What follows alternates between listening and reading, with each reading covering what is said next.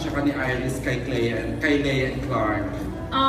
Si Basti and Clark, sa start pa lang ibang-iba na yung characters. Kasi si Clark very brooding, kung maglakad siya, parang laging gusto niya manapak, gano'n. Pero dito sa Till I Met You, isa siyang fun-loving person. Adventurous, pag inaya mo siyang mag-skydiving, mag-skydiving siya. Pag inaya mo siyang mag-cliff diving, mag-cliff diving siya. Love na love niya ang life.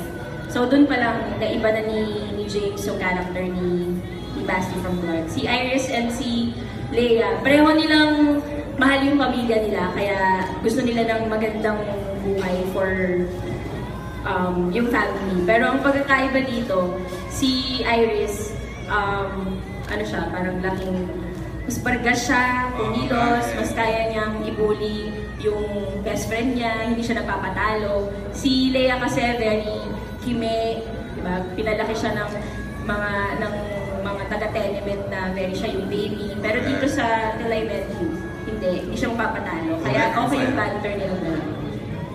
Usay! Okay,